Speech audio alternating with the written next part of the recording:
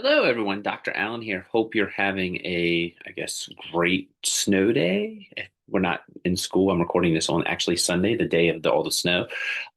Forgive me. I just was out checking it all out, and I decided, you know what? In the theme of snow, I'm just going to wear my toboggan, big sweatshirt that I was out in, and go with it. Just a couple of things that I want to cover this week. Probably about 10, 15 minutes at most. But just to make sure we're all on the same page with everything with the class and for those of you that are going on the trip. So this week we're in week 3. And by the way, a few things. I should have everything graded and up to date from the last discussion board for week 2. If you've submitted, it should be all done by no later than Tuesday. Um, and with this week, I just wanted to touch on a few things related to the trip. If you're going on the trip, please make sure you listen for the next like 2, 3 minutes. If you're not going on the trip, feel free to jump ahead this should probably take me about 3 minutes, if that. So real quick with the trip, I went through and just kind of made sure I'm up to date with everything with everyone if they're taking the grade or the I. So thank you all for completing that if you're going on the trip. Also, it sounds like most people are going to do the grade, but there were 1 or 2 I's, and I'll make sure that I have that jotted down. Also, related to passports, there was a few people, actually, most people seem to already have passports, but if you have not, please make sure you've started that process for applying. If you need any help, feel free to email me or stop by my office. It sounds like when I'm recording this, Shepherd's already closed for Monday and Tuesday. So if you have any questions on that, just feel free to email me, and I'll make sure to resend out all the application stuff. Basically, you can get the application started by just stopping by your local post office, usually the Shepherdstown and Martinsville. That's good. I think it's opening next month. The Berkeley County Library actually had a really good passport application office, and I'm assuming it's still going to be there when they reopen in February. I would not wait too long, though, to go ahead and get that done. It's not a long turnaround, but just to give yourself a little bit of wiggle room.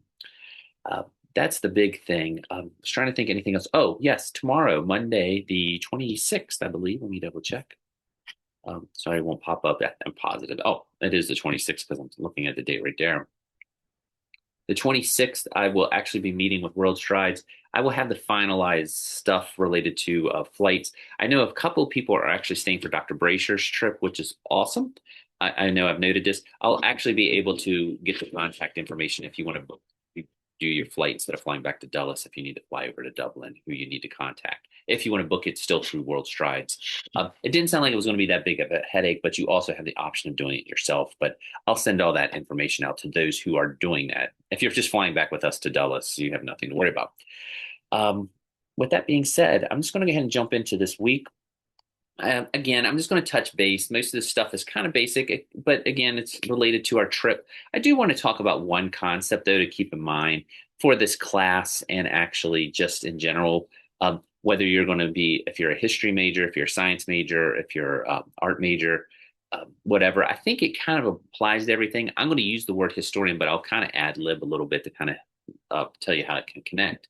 And that is this idea. You're going to hear this a lot. It's a big thing in all education fields, but it's the inquiry based approach. Sometimes you'll hear it called like thinking like a historian if you're in social studies. If you're in science, you'll hear thinking like a scientist, art, thinking like an artist or art historian, things like that. But it's basically looking at things through that context lens, so to speak. I'm going to talk about it through the history one because that's what I'm familiar with. But you can kind of, when we do our activity, you can think about it through your discipline if you want, or through a historical lens from your discipline. I'm not going to read this word for word, but basically, historians as detectives is a very popular approach right now in social studies and history education, mainly because historians and people in general have different opinions on topics.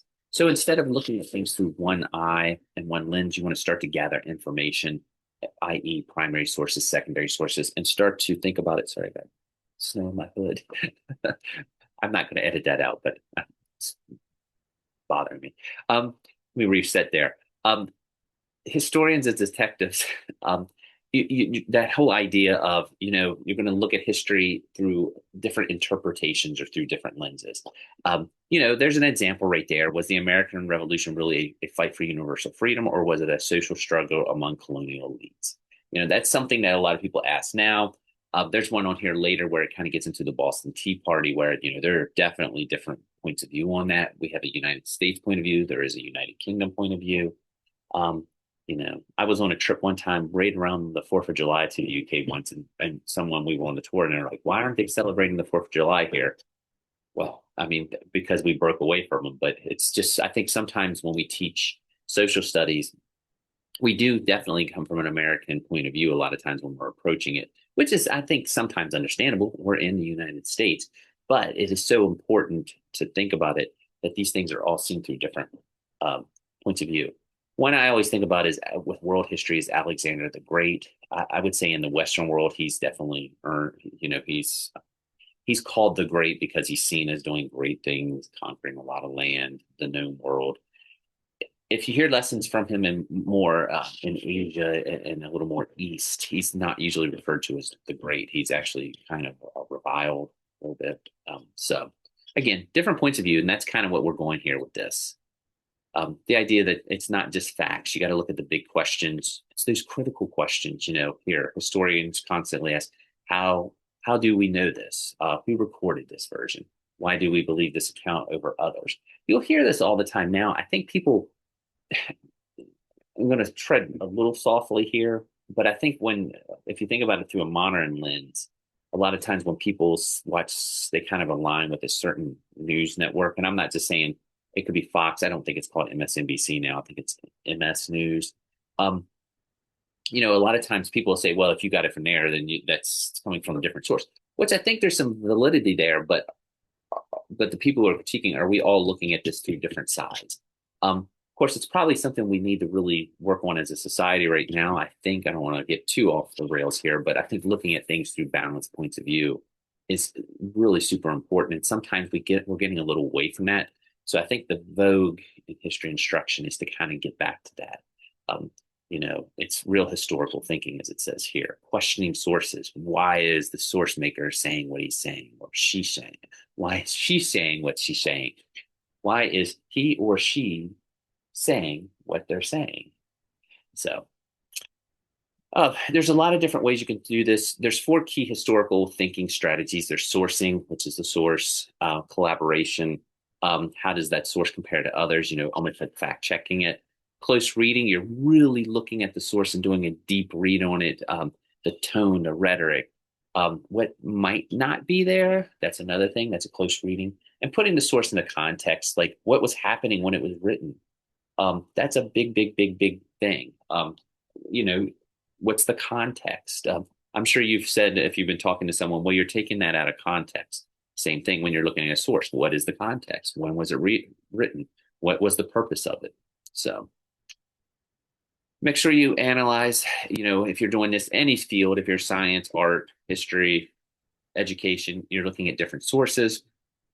Um, a soldier writes for himself. So that's a different type of writing than if he was writing for an audience. If it's like a diary or a journal, newspaper writes for public consumption. Um, they're both, like it says there, they could both have truths to them, but they're different because of where they're coming from. So, and again, you got to ask these key questions. I'm not going to get too in depth with a lot of this because we're actually going to do some of this later where we're going to look at some acronyms that are very important. I'm sorry if my desk is shaking a little bit. I'm on a smaller table, and when I hit my hand down, it shakes. Um, I think the most important thing is whenever you look at anything, think about it through multiple perspectives. The Boston Tea Party is one, like I've already cited that, but it's definitely got different points of view.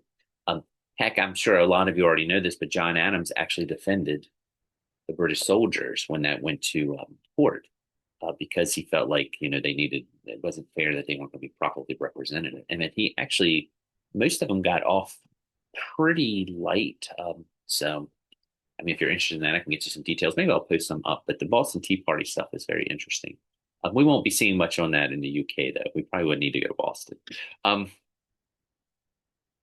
again, close reading, as I mentioned, that's where you're starting to dig in. You're looking at word choice, tone, omissions. Are they not including things? Things like that, the rhetoric, placing the source and time, and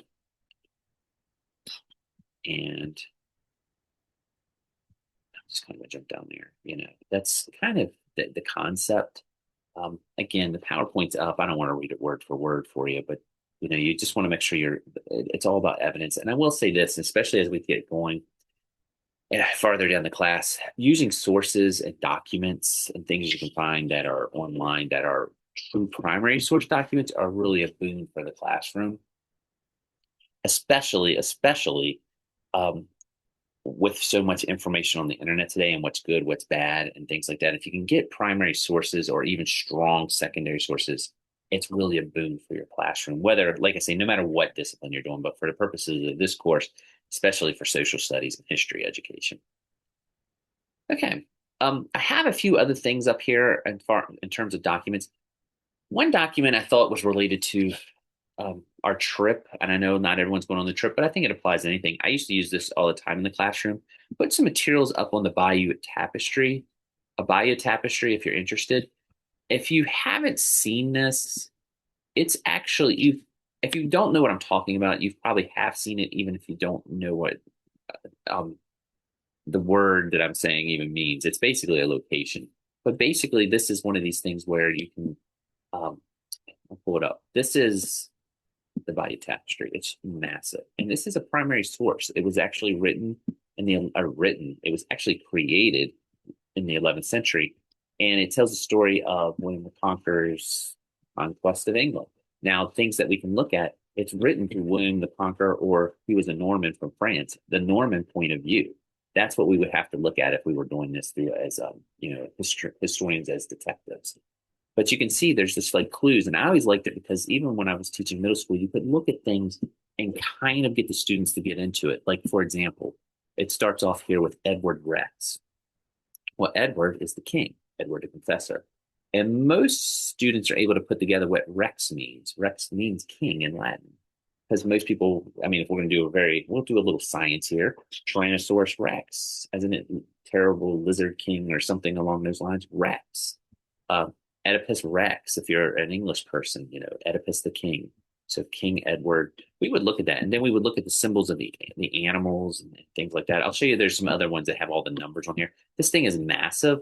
And the reason why I put it on here, we're going to just miss it. But in September, for the first time in I think 1,000 years, it's actually going to go back. It's right now, it's in France. They're going to actually have it come over to the British Museum. And it's going to be on display for about a year. And I have an article up if you want to check that out. But I'll show you something else on here that I think is probably the most famous scene. Of course, can I get it all the way there? Let me just try it. Ooh, ooh. Get to the end here. As you can see, it's a massive document. And it's got all this. And there's little symbols on here. Halley's Comet's up here for you science people. That's back on one of the early ones. Let's go back. I'm really bad about like thinking of stuff sometimes, sitting here talking. But let me see if I can find it. There's Harold. And then let me get to Edward when he dies. If not, I'll pull another scene and show it to you. But it tells this whole story. I'm trying to get to where the scene of the arrow in the eye. I'll probably put this one to a link. I'm gonna just do it this way. There's that scene, and well, I'll tell you what I'm gonna do. Why don't we get a little better here? We go here. I have another link up instead of that's the actual whole tapestry. If you look down here, this breaks it down into more seamless type things. And you could have students actually look at this and like try to decipher what's going on. There's the king dying. And then actually up here somewhere is Halley's Comet, which is kind of cool. If you're not familiar with Halley's Comet, I believe it comes back like every 72 years. And then also, I just want to show you how really gotten off the rail. That's it right there. If you can't see if I can make that a little bigger. If you look right here, Harold Rex, that's the king again, where I was talking about Harold Rex, and there's an arrow through the eye, and that's where he dies. And as you can see, it breaks it down. So if you're interested in this is a great primary source. Like I guess what I'm getting at is when we talk about using sources and historians as detectives, it doesn't just have to be a piece of paper. It can be political cartoons. It can be videos. It can be audio. It can be things like that. So Sorry, I kind of went on a babbling breakdown there of the tapestry for about 3 minutes before I got to the point, but here you go. And then also, if you look in here, there's some other ones if you're interested, and that's one on the bias tapestry and numbers. I was thinking a little bit of you of science and art people. Actually, for art people, this thing is phenomenal. It is literally woven. It is a tapestry. To me, it's artistic. But, and there's a little more detail if you're interested. If you're a math person, you can look at all the things that are represented on the tapestry. And if you're really interested, I'm not going to hit play because I think YouTube sometimes can detect when we play videos in videos, and sometimes they flag you. I don't know why, but um, right here's the video. If you want to watch it, this is actually an animated version of the Value Tapestry. So the tapestry actually comes to life.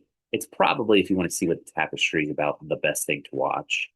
Um, and if not, there's the VR view that I showed you. But that just put that on there if you want to look at a different type of primary source. Also, one place we are going to visit if you're going on the trip is the National Gallery of Art. I did put their link up here. And for the assignment that this week, I thought this might be nice. During the pandemic, they started keeping track of what the most looked at pieces of art on the trip or on our trip in the museum were. And as you can see, I think if you look here, there's some pretty famous paintings. Like this is super famous. Van Eyck, the sunflower, the ambassadors. I think this one and this one here in the U.S. would be more famous, but sunflowers is very famous. Virgin on the Rocks, Leonardo da Vinci. So we'll get to see a Da Vinci. Titian. You hit down here, there's even more. So Monet, but I think you all can check him out. Hogarth is actually one of my favorites. He's a British guy. He did a lot of things on what they call gin alley, and they had a gin issue. I guess is the easiest thing to say in Britain at the time. And he kind of got into a lot of the social aspects of the have and have nots of London society. So there's a lot of cool Hogarths. Anyway, feel free to check these out. Uh, that's another place that we're going to go. So paintings are primary sources. I guess that's what I'm trying to spit out here. And with that being said, here's what you got to do this week. If you go to discussion two, there's the link, and it's very slowly pulling up. We'll go back and let's try it again.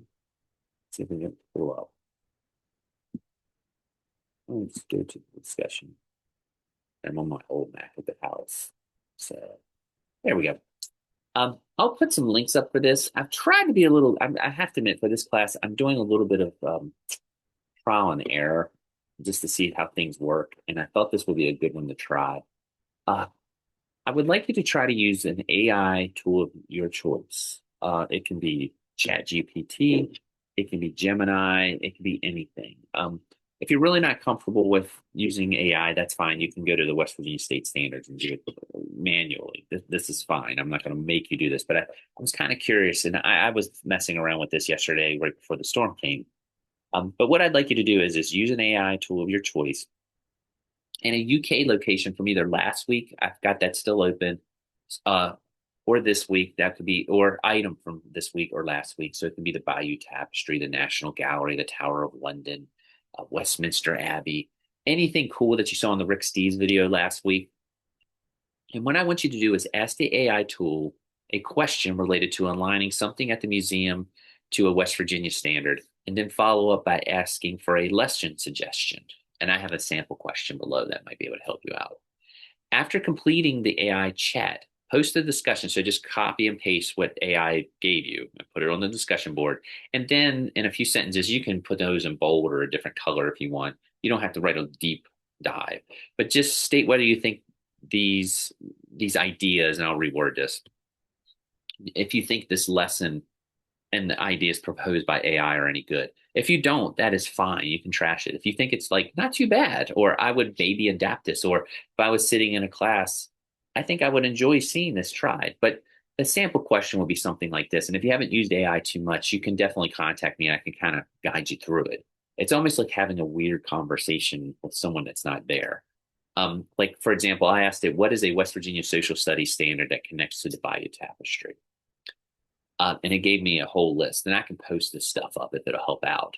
And then I followed up after it gave me the information with des design an inquiry-based lesson connected to this alignment. Um, you can kind of tweak the questions if you want a little bit, but it gave me a lesson based on that. And the lesson wasn't too bad. I'll post it up for you. It'll be up Monday. I think I actually need to re-ask the question because I was fiddling around with it on Friday and kind of was doing this. So that's the assignment this week. I kind of want you to mess around with AI a little bit. Um, we were talking about this in my 200 class, and I won't go down the rabbit hole too much, but I'm trying to get really, I think AI is something that's here, and I'm trying to figure out ways to use it to the benefit of education students without being reliant on it. It's a tool, and I think it can be a pretty useful tool. I'm catching myself using it for more and more cool stuff, but you also have to know how to do this stuff. So I want you to kind of look at it and say, oh, this is a pretty good inquiry based. It's asking that question, or it's asking students to do a little bit of a deep dive and investigation on this topic. Or it might just be just trash, if you might think. And that's fine either way. It kind of helps me out to kind of see your opinions. So that's the assignment this week. An AI ask the question and ask it to align to a West Virginia standard. If you are not a history or social studies person and you want to just ask it to do something like, what is a potential math lesson that I can do with the National Gallery and West Virginia math standards? That's fine. And then you can ask it to do a lesson or something like that.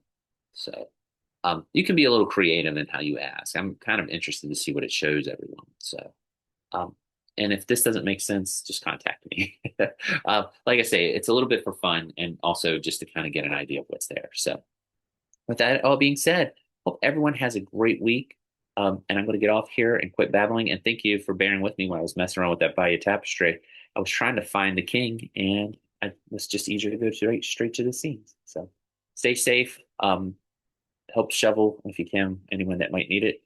And I'll talk to you later. Bye.